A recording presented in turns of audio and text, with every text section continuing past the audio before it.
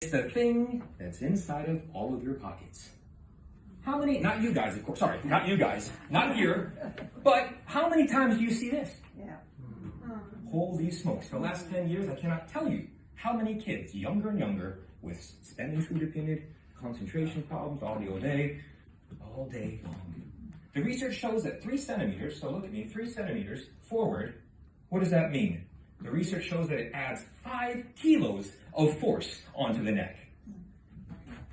Typically, what I'll do is I'll measure the acoustic meatus in the shoulder, the glenohumeral joint. You can see how much translation we have forward. 3 centimeters, 6 centimeters, we're talking kilos, 10, 15 kilos. And this is the hard part here, right? That it's not just the one ice cream that made the hole in the tooth. These things build up over time. On average, anybody know how long we are on the phone every year? 1,500 hours on average down here. Gravity pushing down. Yeah.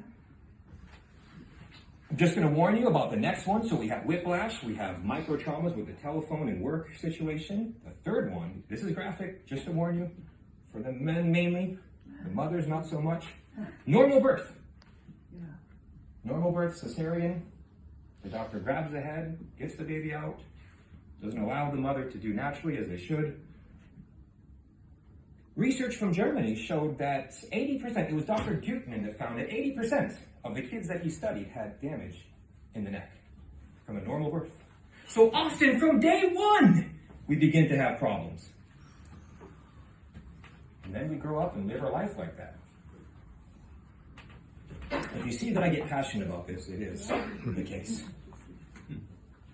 To understand why these traumas can have such long-term effects on different people, we have to first understand a little bit of anatomy. So stay with me. I know this is going to get dense here for a second, but I warned you I was a bit of a nerd, so let's get into it here. We're looking at the alar ligaments and transverse ligaments. We're mainly concerned with these two because Punjabi in 1998 found that only about 3%, 2 to 3%, was enough shear forces to create permanent damage on the ligaments.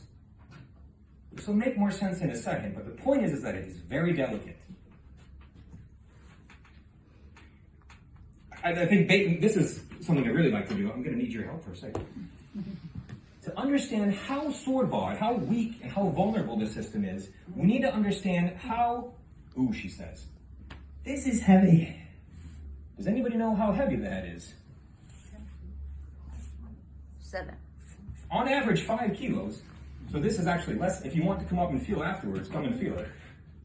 On average, the head weighs 5 kilos, and that's where this comes in, right? 5 kilos, and that's how it builds up. Does anybody know what this is?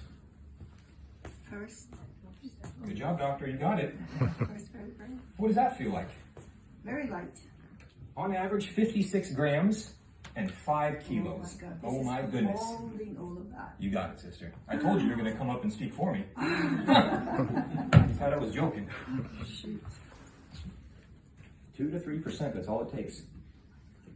The biggest challenge with this is that these ligaments are not easy to see on standard imaging. The radiologists aren't doing the measurements that are internationally required to do. And you can't see them when you're laying flat without movement, how the ligaments interact with gravity. Here we're looking at the atlas bone that we just showed you here. We're looking down this way. These green ones are the